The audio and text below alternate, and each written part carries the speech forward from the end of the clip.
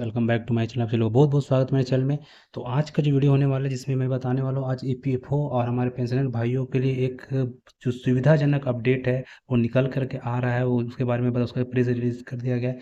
तो मैं जैसे आपको बता देता हूँ कि आपको पता हो कि ईपीएफ में बहुत सारा ऐसा काम होता है जो ईपीएफ द्वारा पेंडिंग होता है। आप कोई भी चीज़ निकाल, चाहे पैसा निकालने की बात हो, पेंशन निकालने की बात हो, तो कभी कभी आपका सारा डॉक्यूमेंटेशन सही है फिर भी ईपीएफओ की तरफ से आपका काम सही से नहीं हो रहा, तुरंत नहीं हो पा रहा है।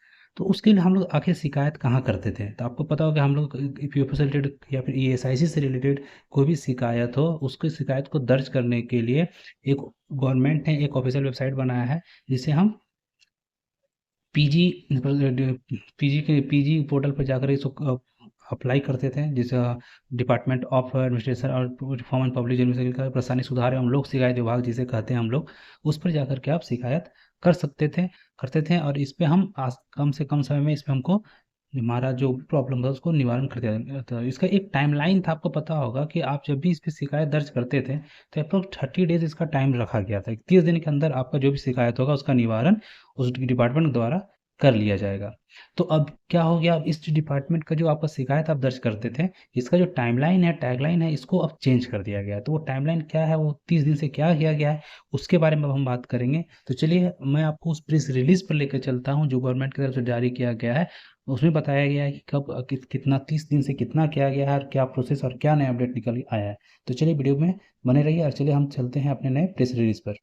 तो देखिए आपको दिख रहा होगा ये प्रेस रिलीज जो है कार्मिक लोक शिकायत एवं पेंशन मंत्रालय की तरफ से जारी किया गया है, जिसमें कहा हुआ शिकायत निवारण समय की अवधि 30 दिनों से घटा करके 13 दिन की गई। डॉक्टर जितेंद्र सिंह के अन्य सुधार की घोषणा की गई। मतलब पहले 30 दिन का था, अब वो चीज़ घटा करके 13 दिन, मतलब 13 दिन के अंदर आपका जो भी शिकायत होगा उस पोर्टल द्वारा जो डालेंगे उसका निवारण कर लिया जाएगा। अप्रोच 13 दिन करा, लेकिन अब 13 दिन से भी कम समय लगने वाला है। तो कहता है लगातार 28 महीनों से केंद्रीय सचिवालय से प्रतिमाह 1 लाख से अधिक शिकायत का निपटान किया गया। मतलब 1 लाख से अधिक 28 महीने के अंदर शिकायत को बयान कर दिया गया है। तो केंद्रीय विज्ञान एवं प्रौद्योगिकी संस्थान राज्य मंत्री स्वतंत्र प्रभार पृथ्वी विज्ञान राज्य मंत्री स्वतंत्र प्रभार प्रधानमंत्री कार्यालय परमाणु ऊर्जा विभाग अंतरिक्ष विभाग कार्मिक लोक शिकायत एवं पेंशन राज्य के डॉक्टर मंत्री राजेंद्र सिंह ने लोक शिकायत निवारण में एक महत्वपूर्ण जानकारी देते हुए कहा कि औसत शिकायत का समाधान 30 दिन से घटकर केवल 13 दिन रह गया है और जल्द ही इसमें और कमी आएगी, मतलब इससे और कम समय लगने वाला है। तो डॉक्टर सिंह के लोक शिकायत प्रभावी निवारण पर राष्ट्रीय कार्यशाला में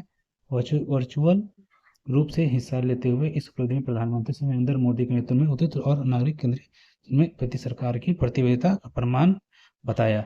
डॉक्टर जितेंद्र सिंह ने सभा और संबोधित करते हुए कहा कि 2017 में शुरू की गई केंद्रीय लोक शिकायत निवारण एवं निगरानी प्रणाली CPSA की 10 चरणीय सुविधा की गई, जिसमें से शिकायत प्रबंधन में क्रांतिकारी बदलाव आया है। इस प्रगति के कारण अक्टूबर 2024 और 1,16,000 से अधिक शिकायत दर्ज की गई है, जबकि केंद्रीय सचिवालय में लंबित शिकायत का संगठन 53,897 रह गई है।